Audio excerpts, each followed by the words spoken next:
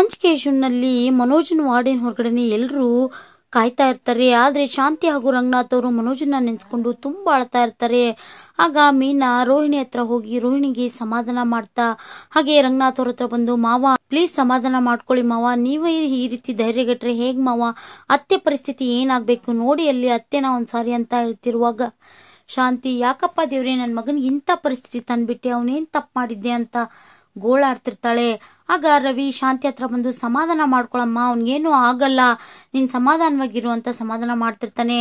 ಆಗ ಶಾಂತಿ, ಹೇಗೋ ಸಮಾಧಾನವಾಗಿರೋದು, ಅವನಿಗೊಂದು ಮುಳ್ಳು ಚುಚ್ಚದೆ ಇರೋ ಹಾಗೆ ಬೆಳೆಸಿದೀನಿ ಕಣೋ, ಆದ್ರೆ ಇವತ್ತು ಡಾಕ್ಟ್ರು ಅವನ್ಗೆ ಅಷ್ಟು ದೊಡ್ಡ ಗಾಜು ಕಣ್ಣೊಳಗೆ ಹೋಗಿದೆ ಅಂತ ಹೇಳ್ತಾ ಇದ್ದಾರೆ, ಅವನ್ಗೆ ಆಗಲ್ಲ ಕಣೋ, ಈ ನೋವನ್ನೆಲ್ಲ ತಡ್ಕೊಳಕ್ ಆಗಲ್ಲ ಅಂತ ಹೇಳಿ ತುಂಬಾ ಗೋಳಾಡ್ತಾ ಇರ್ತಾಳೆ ಶಾಂತಿ. ಆಗ ಸೂರ್ಯ ರೋಹಿಣಿ ಹತ್ರ ಹೋಗಿ, ನೋಡಿ ಸಮಾಧಾನ ಮಾಡ್ಕೊಳ್ಳಿ, ಡಾಕ್ಟರ್ ಹೇಳಿದಾರಲ್ಲ, ಯಾಕೆ ಈ ರೀತಿ ಹೇಳ್ತಾ ಇದ್ರೆ, ಅವ್ನಿಗೇನು ಆಗಲ್ಲ ಅಂತ ಹೇಳ್ತಿರುವಾಗ ರೋಹಿಣಿ ಕೋಪದಿಂದ, ಯಾಕೆ ಏನಾದ್ರೂ ಆಗ್ಬೇಕು ಅಂತ ಬಯಸ್ತಿದ್ರ ಅಂತ ಸೂರ್ಯನ ಮೇಲೆ ರೇಗಾಡ್ತಾಳೆ. ಆಗ ಮೀನಾ ಸೂರ್ಯನ್ಗೆ ಬೈತಾ, ನೀವು ಸುಮ್ನೆ ಬನ್ರಿ ಅಂತ ಕರಿತಾ ಇರ್ತಾಳೆ. ಆಗ ಸೂರ್ಯ, ಇಲ್ಲ ಕಣೆ, ನನ್ಗೆ ಅಪ್ಪ ಈ ರೀತಿ ಗೋಳಾಡೋದನ್ನ ನೋಡೋಕ್ ಆಗ್ತಿಲ್ಲ ಅಂತ ಹೇಳ್ತಿರುವಾಗ ರಂಗನಾಥ್ ಅವರು, ಹೇಗಪ್ಪ ತಡ್ಕೊಳ್ಳೋದು, ಈ ವಯಸ್ಸಿನಲ್ಲಿ ಮಕ್ಕಳು ನೋವು ಪಡೋದನ್ನ ನಮ್ ಕಡೆಯಿಂದ ನೋಡೋಕ್ ಆಗ್ತಿಲ್ಲ, ಆ ನೋವನ್ನ ಹೇಗಪ್ಪ ತಡ್ಕೊಳ್ಳೋದು ಅಂತ ಗೋಳಾಡ್ತಾ ಇರ್ತಾರೆ. ಆಗ ಸೂರ್ಯ ರಂಗನಾಥ್ ಅವ್ರ ಹತ್ರ ಬಂದು, ಅಪ್ಪ ಸಮಾಧಾನ ಮಾಡ್ಕೊಳಪ್ಪ, ನೀನ್ ಧೈರ್ಯವಾಗಿದ್ದು ನಮಗೆಲ್ಲ ಧೈರ್ಯ ಹೇಳ್ಬೇಕಪ್ಪ, ಸಮಾಧಾನ ಮಾಡ್ಕೊ, ಅವ್ನಿಗೇನು ಆಗಲ್ಲ ಅಂತ ಸಮಾಧಾನ ಮಾಡ್ತಿರ್ತಾರೆ. ಯಾರೆಷ್ಟೇ ಹೇಳಿದ್ರು ಶಾಂತಿ ಹಾಗೂ ರಂಗನಾಥ್ ಅವರು ಮನೋಜನ್ನ ನೆನ್ಸ್ಕೊಂಡು ಅಳ್ತಾನೆ ಇರ್ತಾರೆ. ಅದೇ ಸಮಯಕ್ಕೆ ಶ್ರುತಿ ಹಾಸ್ಪಿಟ್ಲಿಗೆ ಬಂದು, ರವಿ ಏನಾಯ್ತು ರವಿ ಅಂತ ಕೇಳಿದಾಗ, ಆಕ್ಸಿಡೆಂಟ್ ಆಗಿ ಕಣ್ಣಿಗೇನೋ ಪ್ರಾಬ್ಲಮ್ ಆಗಿದೆ ಅಂತ ಹೇಳ್ತಾನೆ ರವಿ. ಐಸೈಟಿಗೇನು ಪ್ರಾಬ್ಲಮ್ ಇಲ್ವಲ್ಲ ಅಂತ ಕೇಳ್ತಾಳೆ. ಅದೇನೋ ಇನ್ನೂ ಬಾಕಿ ರಿಪೋರ್ಟ್ ಬರ್ಬೇಕಂತೆ, ಬಂದ್ಮೇಲೆ ಹೇಳ್ತಾರೆ ಅಂತ ಹೇಳ್ತಿರುವಾಗ ರೋಹಿಣಿನ ನೋಡಿದಂತ ಶ್ರುತಿ ರೋಹಿಣಿ ಹತ್ರ ಹೋಗಿ, ನೋಡಿ ರೋಹಿಣಿ ಅವರೇ, ನಾವೆಲ್ಲರೂ ಇದ್ದೀವಿ, ನೀವು ಸಮಾಧಾನ ಮಾಡ್ಕೊಳ್ಳಿ ಅಂತ ರೋಹಿಣಿಗೆ ಸಮಾಧಾನ ಮಾಡ್ತಿರ್ತಾಳೆ. ಈ ಕಡೆ ಶಾಂತಿ ಹಾಗೂ ರಂಗನಾಥ್ ಅವರು ಮನೋಜನ್ನ ನೆನ್ಸ್ಕೊಂಡು ಅಳ್ತಾನೆ ಇರ್ತಾರೆ. ಆಗ ಮೀನಾ, ರೀ ನನ್ಗೆ ರೋಹಿಣಿ ಅವ್ರ ಪರಿಸ್ಥಿತಿನ ನೋಡೋಕ್ ಆಗ್ತಿಲ್ಲ ರೀ, ನಿಮ್ಮ ಅಣ್ಣನ ಕಣ್ಣಿಗೆ ಏನಾದ್ರು ಅಂತ ಹೇಳ್ತಿರುವಾಗ, ಸುಮ್ನೆ ಇರೇ ನೀನು, ಹಾಗೆಲ್ಲ ಏನೂ ಆಗಿರಲ್ಲ, ಹಾಗೆಲ್ಲ ಆಗೋಕ್ಕೂ ನಾನು ಬಿಡಲ್ಲ, ನೀನ್ ಸುಮ್ನೆ ಇರು ಅಂತ ಮೀನಾಗೆ ಸಮಾಧಾನ ಮಾಡ್ತಾ ಇರ್ತಾನೆ. ಹಾಗೆ ಆ ಅಮ್ಮಂಗೆ ಸಮಾಧಾನ ಮಾಡಕ್ ಹೋದ್ರೆ ನನ್ ಮೇಲೆ ರೇಗಾಡ್ತಾಳೆ ಅಂತ ರೋಹಿಣಿಗೆ ಬೈತಾ ಇರ್ತಾನೆ. ಅದೇ ಸಮಯಕ್ಕೆ ಸಿಸ್ಟರು ಆ 4 ಜನ ಮನೋಜನ್ನ ಅಡ್ಮಿಟ್ ಮಾಡಿದವ್ರನ್ನ ಸೂರ್ಯನ ಹತ್ರ ಕರ್ಕೊಂಡ್ಬಂದು, ಪೇಷಂಟ್ ಕಡೆಯವ್ರು ಯಾರು ಅಂತ ಕೇಳಿದ್ರಲ್ಲ, ಇವರೇ ನೋಡಿ ಅಂತ ಹೇಳ್ತಾ ಅಲ್ಲಿಂದ ಹೊರಟೋಗ್ತಾರೆ. ಆಗ ಸೂರ್ಯ ಅವ್ರನ್ನೆಲ್ಲೂ ಗಮನಿಸ್ತಾ, ಥ್ಯಾಂಕ್ಸ್ ಸರ್, ನಮ್ಮ ಅಣ್ಣನ್ನ ಇಲ್ಲಿವರೆಗೂ ನೋಡೋಕ್ ಬಂದಿದಾರಲ್ಲ ಅಂತ ಹೇಳಿದಾಗ, ಸರ್ ನಾವು ನಿಮ್ಮ ಅಣ್ಣನಿಂದನೇ ಸರ್ ನಾವು ಇಷ್ಟೆಲ್ಲ ಟ್ರೀಟ್ಮೆಂಟ್ ತಗೊಳಕಾಯ್ತು, ಹಾಸ್ಪಿಟ್ಲಿಗೆ ಆಯ್ತು ಅಂತ ಹೇಳಿದಾಗ, ಏನ್ ಸರ್ ಹೇಳ್ತಾ ಇದ್ದೀರಾ, ಅವನೇ ಪ್ರಜ್ಞೆ ತಪ್ಪಿ ಹಾಸ್ಪಿಟ್ಲಲ್ಲಿ ಅಡ್ಮಿಟ್ ಆಗಿದ್ದಾನೆ, ಕಾಣಿಸ್ತಾನೆ, ಅವನು ನಿಮ್ಗೆ ಈ ರೀತಿ ಎಲ್ಲ ಮಾಡಿದ್ನ ಅಂತ ಹೇಳಿದಾಗ ಒಬ್ಬೊಬ್ರು ತಮ್ಗಾಗಿರೋದನ್ನ ಹೇಳ್ತಾ ಹೋಗ್ತಾರೆ. ಆಗ ಸೂರ್ಯ ಮೀನನ್ನೇ ನೋಡ್ತಾ, ಅಲ್ಲ ಕಣೆ, ಕ್ರೈಮ್ ರೇಟ್ ತುಂಬಾ ಜಾಸ್ತಿ ಆಗ್ತಾ ಇದೆ, ಏನೇ ಇವನು ಈ ರೀತಿ ಎಲ್ಲ ಆಕ್ಸಿಡೆಂಟ್ ಮಾಡಿದಾನೆ.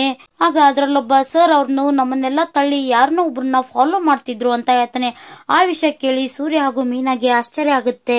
ಆಗ ನಾವೆಲ್ಲರೂ ಅವ್ರನ್ನ ಫಾಲೋ ಮಾಡ್ತಿದ್ವಿ, ಆಗ ಎದುರುಗಡೆ ಬರ್ತಿರೋ ವ್ಯಾನ್ಗೆ ಅವರೇ ಡಿಕ್ಕಿ ಹೊಡೆದು ಬಿದ್ಬಿಟ್ರು, ಆಗ ನಾವೆಲ್ಲರೂ ಸೇರಿ ಅವ್ರನ್ನ ಇಲ್ಲಿಗೆ ಅಡ್ಮಿಟ್ ಮಾಡಿದ್ವಿ ಅಂತ ಹೇಳ್ತಾರೆ. ಆಗ ಸೂರ್ಯ ಅವ್ರೆಲ್ರಿಗೂ ಥ್ಯಾಂಕ್ಸ್ ಹೇಳ್ತಾ, ಸರ್ ನಿಮ್ಗೆ ಇಷ್ಟೆಲ್ಲ ತೊಂದರೆ ಆದ್ರೂ ಅವನ್ನ ತಂದು ಹಾಸ್ಪಿಟ್ಲಿಗೆ ಸೇರಿಸಿದ್ರ, ನಿಮ್ಗೆಲ್ಲ ಥ್ಯಾಂಕ್ಸ್ ಅಂತ ಹೇಳ್ತಾನೆ. ಆದ್ರೆ ಅವ್ನ ಯಾಕೆ ರೋಡಲ್ಲಿ ಓಡ್ತಿದ್ದ ಅದೆಲ್ಲ ನಮ್ಗೆ ಗೊತ್ತಿಲ್ಲ ಸರ್, ಆದ್ರೆ ಯಾರಿಗೋ ನಿಲ್ಲು ಅಂತ ಹೇಳಿ ಫಾಲೋ ಮಾಡ್ತಿದ್ರು ಅಂತ ಹೇಳ್ತಾರೆ.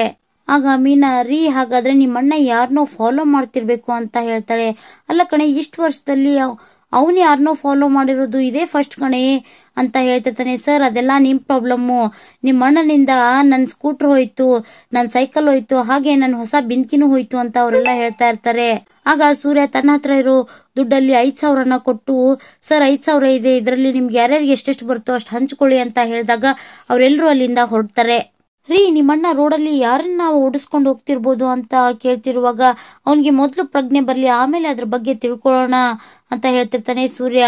ಆಗ ಶ್ರುತಿ, ಇಷ್ಟೆಲ್ಲ ಆಯ್ತಾ ಅಂತ ಕೇಳಿದಾಗ, ಇಷ್ಟೇ ಅಲ್ಲ ಶ್ರುತಿ, ಅವರು ರೋಡಲ್ಲಿ ಅಟ್ಟಿಸ್ಕೊಂಡು ಹೋಗ್ತಿರುವಾಗ ಕೆಲವೊಬ್ಬರಿಗೆ ಗಾಯ ಮಾಡಿದ್ದಾರೆ, ಅವರು ಈಗ ತಾನೇ ಬಂದು ತಮ್ಮ ಸಮಸ್ಯೆನ ಹೇಳ್ಕೊಂಡು ದುಡ್ಡು ತಗೊಂಡು ಹೋದ್ರು, ದುಡ್ಡು ಇಸ್ಕೊಂಡು ಹೋಗಿರೋದೇನು ದೊಡ್ಡ ಸಮಸ್ಯೆನೇ ಅಲ್ಲ, ಆದ್ರೆ ಮನೋಜ್ ಅವರು ಯಾಕೆ ಅಟ್ಟಿಸ್ಕೊಂಡು ಹೋಗ್ಬೇಕು ಅಂತ ಮೀನಾ ಯೋಚನೆ ಮಾಡ್ತಾ ಇರ್ತಾಳೆ. ಅಲ್ಲ ಮೀನಾ ಅವರೇ, ರೋಹಿಣಿ ಅವ್ರಿಗೇನೋ ಗಂಡ ಅಂತ ಅವ್ರ ಮೇಲೆ ಪ್ರೀತಿ ಇದೆ, ಹಾಗಂತ ಹೇಳಿ ಬದುಕಿರುವಾಗ್ಲೇ ಅವ್ರ ಕಣ್ಣನ್ನ ತಗೊಳಲ್ಲ, ಒಂದ್ ವೇಳೆ ಏನಾದ್ರು ನಿಜವಾಗ್ಲೂ ಮನೋಜ್ ಅವ್ರಿಗೆ ಕಣ್ಣಿನ ತೊಂದರೆ ಆದ್ರೆ ಟ್ರಾನ್ಸ್ಪ್ಲಾಂಟ್ ಮಾಡ್ತಾರೆ, ಅದಕ್ಕೆಲ್ಲ ತುಂಬಾ ದುಡ್ಡು ಖರ್ಚಾಗುತ್ತೆ ಅಂತ ಹೇಳ್ತಿರ್ತಾಳೆ. ಅದನ್ನೆಲ್ಲ ನೋಡ್ಕೊಂಡ್ರಾಯ್ತು ಅಂತ ಸೂರ್ಯ ಅವ್ರನ್ನ ಅಲ್ಲಿಂದ ಕರ್ಕೊಂಡು ಹೊರಡ್ತಾನೆ. ಈ ಕಡೆ ಡಾಕ್ಟ್ರು ವಾರ್ಡ್ ಇಂದ ಹೊರಗಡೆ ಬರ್ತಾರೆ. ಆಗ ಶಾಂತಿ ಡಾಕ್ಟರ್ ನನ್ನ ಮಗ ಹೇಗಿದ್ದಾನೆ, ಅವ್ನಿಗೆ ಏನಾಗಿದೆ ಅಂತ ಕೇಳ್ತಾಳೆ. ನೋಡಮ್ಮ, ಇನ್ನೂ ಕೆಲವೊಂದು ರಿಪೋರ್ಟ್ಸ್ ಬರಬೇಕು, ಬಂದ್ಮೇಲೆ ಹೇಳೋದು. ಈಗ ಅವ್ರಿಗೆ ಪ್ರಜ್ಞೆ ಬಂದಿದೆ, ಹೋಗಿ ಮಾತಾಡಿಸಿ. ಆದ್ರೆ ಅವ್ರಿಗೆ ಆಪರೇಷನ್ ಆಗಿದೆ, ಯಾರು ಡಿಸ್ಟರ್ಬ್ ಮಾಡಬೇಡಿ ಅಂತ ಹೇಳ್ತಾ ಅಲ್ಲಿಂದ ಹೊರಡ್ತಾರೆ. ಹಾಗೆ ಎಲ್ರು ಮನೋಜನ ಹತ್ರ ಹೊರಡ್ತಾರೆ. ಆಗ ಮನೋಜ ಯಾರದು ಅಂತ ಹೇಳಿ ಕೇಳ್ತಾ ಇರ್ತಾನೆ. ಆಗ ಅವನ ಪರಿಸ್ಥಿತಿನ ನೋಡಿ ಮನೆಯವರೆಲ್ಲರೂ ಕಣ್ಣೀರ್ ಹಾಕ್ತಾ ಇರ್ತಾರೆ. ಆಗ ರೋಹಿಣಿ ಮನೋಜನ ಕೈ ಹಿಡ್ಕೊಂಡು, ನಾನ್ ಮನೋಜ್ ರೋಹಿಣಿ ಅಂತ ಹೇಳಿದಾಗ, ರೋಹಿಣಿ ನನ್ಗೆ ಏನು ಕಾಣಿಸ್ತಾ ಇಲ್ಲ ರೋಹಿಣಿ ಅಂತ ಹೇಳಿ ಹೇಳ್ತಾ ಇರ್ತಾನೆ ಮನೋಜ. ಅದನ್ನ ಕೇಳಿ ರೋಹಿಣಿಗೂ ಸಹ ತುಂಬಾ ದುಃಖ ಆಗ್ತಾ ಇರುತ್ತೆ. ರೋಹಿಣಿ ಎಲ್ಲ ಕತ್ಲೆ ರೋಹಿಣಿ, ನನ್ಗೇನು ಕಾಣಿಸ್ತಾ ಇಲ್ಲ ಅಂತ ಹೇಳ್ತಿರ್ತಾನೆ ಮನೋಜ. ಆಗ ಶಾಂತಿ ಮನೋಜನ ಮುಖಕ್ಕೆ ಕುತ್ಕೊಂತಾಳೆ. ಮನೋಜ ಶಾಂತಿ ಮುಖನ ಹಿಡಿತಾ, ಅಯ್ಯೋ ಅಮ್ಮ ಅಮ್ಮ ಅಮ್ಮ ನನ್ಗೇನು ಕಾಣ್ತಾ ಇಲ್ಲಮ್ಮ ಅಂತ ಹೇಳಿ ತುಂಬಾ ದುಃಖದಿಂದ ಹೇಳ್ತಾ ಇರ್ತಾನೆ. ಆ ಮಾತನ್ನ ಕೇಳಿ ಶಾಂತಿಗೆ ತುಂಬಾ ಸಂಕಟ ಆಗ್ತಾ ಇರುತ್ತೆ. ಹಾಗೆ ಪಕ್ಕದಲ್ಲೇ ನಿಂತಿರೋ ಅಪ್ಪನ ಕೈನ ಹಿಡ್ಕೊಂಡು, ಅಪ್ಪ ಅಪ್ಪ ಏನಾಗಿದೆ ಅಪ್ಪ ನನ್ಗೆ ಅಂತ ಕೇಳ್ತಾನೆ. ಆಗ ರಂಗನಾಥ್ ಅವರು, ನಿನ್ಗೇನೂ ಆಗಿಲ್ಲಪ್ಪ, ಸಮಾಧಾನ ಮಾಡ್ಕೊಂತ ತಲೆ ಸವರ್ತಾರೆ. ಅಪ್ಪ ಕಣ್ಣೂರಿಪ್ಪ, ತುಂಬಾ ನೋವಾಗ್ತಿದೆ ಅಂತ ಮನೋಜ ಹೇಳ್ತಿರೋ ಮಾತು ಕೇಳಿ ರಂಗನಾಥ್ ಅವ್ರಿಗೂ ಸಹ ತುಂಬಾ ಸಂಕಟ ಆಗ್ತಾ ಇರುತ್ತೆ. ಮನೋಜ್ ಒದ್ದಾಡ್ತಿರೋದನ್ನ ನೋಡಿ ಎಲ್ರ ಕಣ್ಣಲ್ಲೂ ನೀರ್ ಬರ್ತಾ ಇರುತ್ತೆ. ಆಗ ಮನೋಜ, ರವಿ ಎಲ್ಲೋ ಇದೆಯಾ, ನನ್ ಕಣ್ಣಿಗೆ ಏನಾಗಿದೆಯೋ ಅಂತ ಕೇಳಿದಾಗ, ಲೋ ಮನೋಜ, ನಿನ್ ಕಣ್ಣಿಗೆ ಆಪರೇಷನ್ ಮಾಡಿ ಕಣ್ಣಲ್ಲಿರೋ ಗಾಜನ್ನ ತೆಗ್ದಿದಾರ್ ಕಣೋ ಅಂತ ಹೇಳಿದಾಗ, ಏನು ಗಾಜು ನನ್ ಕಣ್ಣಿಗೆ ಚೂಚೂರು ಆಯ್ತಾ, ಹಾಗಿದ್ರೆ ಇನ್ಮೇಲೆ ನನ್ ಕಣ್ ಕಾಣೋದೇ ಇಲ್ವೇನೋ, ಅಯ್ಯೋ ಅಮ್ಮ ಏನಮ್ಮ ಇದು, ಹಾಗಿದ್ರೆ ನಾನು ಓದಿದ್ದೆಲ್ಲ ವೇಸ್ಟ್ ಆಯ್ತಲ್ಲಮ್ಮ, ನಾನು ದೊಡ್ಡ ಬಿಸ್ನೆಸ್ ಮ್ಯಾನ್ ಆಗ್ಬೇಕು ಅನ್ನೋ ಕನಸು ನುಚ್ಚು ನೂರಾಯ್ತಲ್ಲಮ್ಮ ಅಂತ ಹೇಳಿ ಶಾಂತಿ ಕೈ ಹಿಡ್ಕೊಂಡು ತುಂಬಾ ದುಃಖ ಪಡ್ತಾ ಇರ್ತಾನೆ ಮನೋಜ. ಅದನ್ನ ನೋಡಿ ರಂಗನಾಥ್ ಹಾಗೂ ಶಾಂತಿಗೆ ತುಂಬಾನೇ ದುಃಖ ಆಗ್ತಾ ಇರುತ್ತೆ. ಆಗ ಸೂರ್ಯ, ಸುಮ್ನೆ ಇರೋ, ಹಾಗೇನೋ ಆಗಲ್ಲ, ನಿಮ್ ಜೊತೆ ನಾವೆಲ್ಲ ಇಲ್ವೇನೋ ಅಂತ ಹೇಳಿದಾಗ, ಸುಮ್ನೆ ಇರೋ, ನೀವೆಲ್ಲ ಇದ್ರೆ ನನಗೇನು ಮಾಡೋಕ್ ಆಗಲ್ವಲ್ಲೋ ಅಂತ ಹೇಳಿ ತುಂಬಾ ದುಃಖ ಪಡ್ತಾ ಇರ್ತಾನೆ ಮನೋಜ. ತುಂಬಾ ದುಃಖ ಪಡ್ತಾ ಇರ್ತಾರೆ. ಆಗ ಶ್ರುತಿ, ಏನಿದು ಇಷ್ಟೊಂದು ಎಮೋಷನಲ್ ಆದ್ರೆ, ಅವ್ರಿಗೆ ಆಪರೇಷನ್ ಆಗಿದೆ, ಅವ್ರು ತುಂಬಾ ಹೊತ್ತು ಅಳಬಾರ್ದು, ಬನ್ನಿ ಎಲ್ರು ಇಲ್ಲಿಂದ ಹೊರಡೋಣ, ಅವ್ರು ಒಂಟಿಯಾಗಿರ್ಲಿ ಅಂತ ಹೇಳಿದಾಗ ಎಲ್ರು ಅಲ್ಲಿಂದ ಹೊರಡ್ತಾರೆ. ವಾರ್ಡ್ ಒಳಗಡೆ ಬಂದಂತ ಇನ್ಸ್ಪೆಕ್ಟ್ರು, ನಾನು ಈ ಏರಿಯಾ ಸಬ್ ಇನ್ಸ್ಪೆಕ್ಟ್ರು, ಈ ಕೇಸಿನ ಬಗ್ಗೆ ವಿಚಾರಣೆ ಮಾಡೋಕಂತ ಬಂದಿದ್ದೀನಿ, ಹೇಗಿದ್ದಾರೆ ಇವಾಗ ಅಂತ ಕೇಳಿದಾಗ, ಸರ್ ಇನ್ನೂ ರಿಪೋರ್ಟ್ ಬಂದಿಲ್ಲ, ಇನ್ನೊಂದಿಷ್ಟು ರಿಪೋರ್ಟ್ ಬರ್ಬೇಕು ಅಂತ ರವಿ ಹೇಳ್ತಾನೆ. ಆಗ ಶಾಂತಿ, ಯಾರೋ ಒಬ್ಬ ಕುಡುಕ ನನ್ ಮಗನ್ ಮೇಲೆ ಗಾಡಿ ಹತ್ತಿಸ್ಕೊಂಡು ಹೋಗ್ಬಿಟ್ಟಿದ್ದಾನೆ ಸರ್, ಅವ್ನು ಸುಮ್ನೆ ಬಿಡ್ಬೇಡಿ, ಅವನ್ನ ಗಲ್ಲಿಗೇರಿಸಿ ಅಂತ ಹೇಳಿ ಬೈಕೊಳ್ತಾ ಇರ್ತಾಳೆ.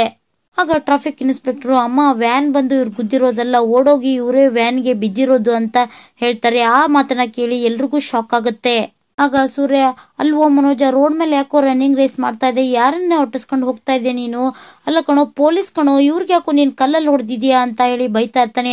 ಅಯ್ಯೋ ಸರ್, ನೀವು ಇಲ್ಲದಿರ ಸರ್, ನಾನ್ ಬೇಕು ಅಂತ ನಿಮ್ಗೆ ಹೊಡೆದಿದ್ದಲ್ಲ ಸರ್, ಅವನು ಕಾರಲ್ಲಿ ಹತ್ತಿ ಹೊಂಟಿದ್ದ, ಅವನ್ ಕಾರ್ಗೆ ಹೊಡೆಯೋಕಂತ ಹೊಡೆದೆ, ಬೈ ಮಿಸ್ ಆಗಿ ನಿಮ್ಗೆ ಬಂದ್ಬಿಡ್ತು ಸರ್, ನನ್ನ ಕ್ಷಮಿಸ್ಬಿಡಿ ಅಂತ ಕೇಳ್ಕೊತಾನೆ ಮನೋಜ.